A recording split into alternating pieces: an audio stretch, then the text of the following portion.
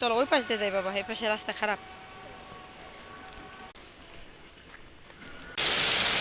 এই যে দেখেন কিভাবে বৃষ্টি পড়ছে, আর আমরা কোথায় দাঁড়িয়ে আছি। সকালবেলা কোনো দোকানপাটও খুলে নাই।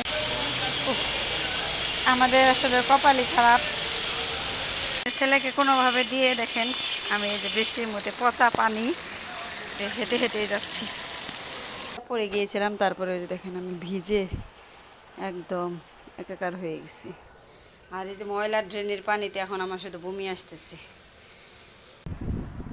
আসসালামু আলাইকুম, কেমন আছেন সবাই? আজকের আরও একটি সুন্দর ভিডিওতে আপনাদের সবাইকে স্বাগত। তো আজকে ছেলেকে সকালবেলা স্কুলে নিয়ে যাওয়ার সময় আমরা কেমন পরিস্থিতিতে পড়লাম আর কি বিপদে পড়ে গেলাম, আর এই পরিস্থিতিতে পড়ে আমার কেমন লাগলো, ভালো লাগলো না খারাপ লাগলো, আর আমি কি কি করি সবই এই ভিডিওতে দেখতে পাবেন। সবাই পুরো ভিডিওটি না টেনে দেখতে পাবেন। তো ওই যে দেখেন কিছুদিন সকালবেলা বৃষ্টি হয় নাই, তো ভালোই হয়েছিল, ছেলেকে স্কুলে নিয়ে যেতে সমস্যা হয় নাই। তো দেখেন আজকে সকালে বৃষ্টি হয়েছে, যে রাস্তাঘাটের কি অবস্থা। তো একটু একটু বৃষ্টি গুড়ি গুড়ি পড়ছে। চলো ওই পাশ দিয়ে যাই বাবা, এই পাশে রাস্তা খারাপ। তো রুমে থেকে দেখতে পেলাম বৃষ্টি একদমই চলে গেছে। তো আমরা বের হতে হতে মনে হয় আবার এই যে গুড়ি গুড়ি পড়তেছে। ছাতা নিয়ে বের হলাম না, তাড়াতাড়ি চলো। তো এই যে আমাদের বাসার এই উল্টা পাশ দিয়ে নিয়ে যাচ্ছি আবিদকে। তো ছাতাটা না নিয়ে এসে ভুল করেছি, ছেলে ভিজে যাচ্ছে। তো এখনকার বৃষ্টি কখন কি হয় বলা যায় না। তো এই যে এই রাস্তায় পানি ওঠে নাই, এই কারণে এদিক দিয়ে ঘুরে নিয়ে আসলাম আবিদকে। দেখেন, তো এই যে দেখেন মাঝ রাস্তায় এসে দাঁড়িয়ে আছি, এই যে আবার বৃষ্টি হচ্ছে। এই যে আমরা রাস্তায় দাঁড়িয়ে আছি, কি ভুলটা করছি তাই না আবির? এই হচ্ছে অবস্থা বৃষ্টির। বৃষ্টি তো চলে গেল, এই কারণে ছাতা নিয়ে আসলাম না। ভেবেছি 4-5 মিনিট সময় লাগবে, চলে আসতে পারবো। এখন কি একটা অবস্থা হয়ে গেল, আমাদের ক্লাস টাইম শুরু হয়ে গেল। ম্যাম কি বকা দিবে?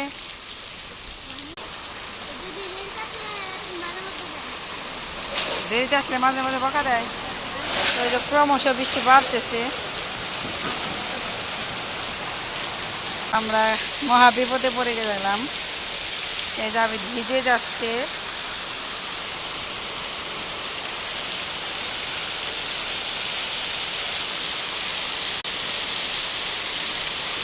ওই যে দেখেন সকালবেলা অফিস টাইম, অনেকে অফিসে যাচ্ছে, সবার নাজেহাল অবস্থা।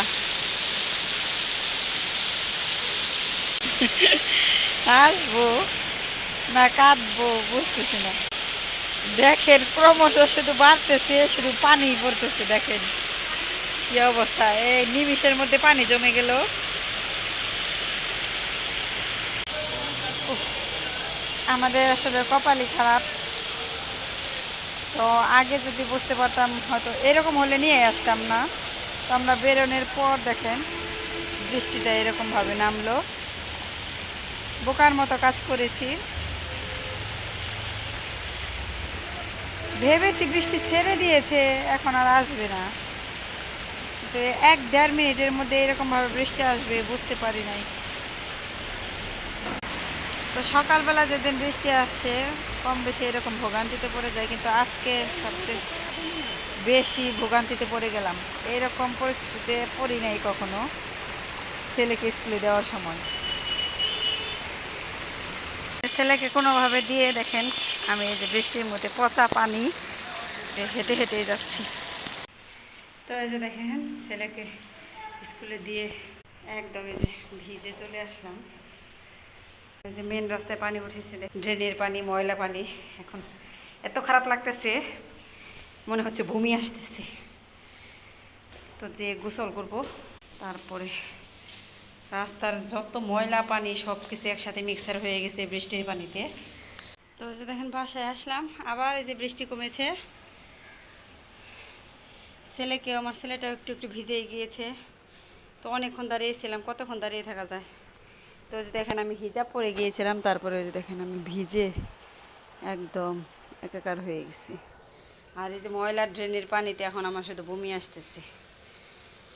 তো এখন আমি গোসল করব। আর এই যে দিক দিয়ে দেখেন বিছানাপত্র সব অগোছানো, তো এগুলো গোছাতে হবে। আর এই যে দেখেন আমি গোসল টোসল করে নিয়েছি। আমার এত খারাপ লাগতেছে, আমি একটু পিটপিটানে টাইপের, মানে এই ড্রেনের যত পচা পানি আছে ওগুলা মনে করেন যে পারিয়েছি। ড্রেনে তো জানেনি যে শহরের ড্রেনে কি কি হয়, তো যত নোংরা পানি ওইখানে, মানে ওইটা আমি মেনে নিতে পারতেছি না। আজকে মনে হয় না আমি খাবার খেতে পারবো। তো এই হচ্ছে অবস্থা। আসলে শহরে থাকার যেমন সুবিধা আছে তেমন অসুবিধাও রয়েছে। তো আজকে আমার একটু বোকামির কারণে আজকে ছেলেটা ভিজে ভিজে মানে যেতে হলো। হয়তো ও ভিজতো না, কিন্তু আমি ভিজতাম, কারণ যে বৃষ্টি হয়েছে ছাতায় হতো না। ওর মাথাটা আর কি ব্যাগটা ভালো থাকতো। তো আমি স্কুলে হয়তো একটু লেট করতে পারতাম, কিছুক্ষণ লেটও করেছি ওকে দিয়ে। আমি তো একদম ভিজে গিয়েছিলাম, তো লেট করার অবস্থায় ছিলাম না, তো ঠান্ডা লেগে যাবে। তো আমি তো এসে গোসল করলাম, হয়তো ঠান্ডার এটা কম হবে, কিন্তু আমার ছেলেটার জন্য অনেক টেনশন হচ্ছে। তো আজকে আমার অভিজ্ঞতায় আমি আর কখনোই এই বৃষ্টির একটু ভাব দেখলে কখনো ছাতা ছাড়া যাব না।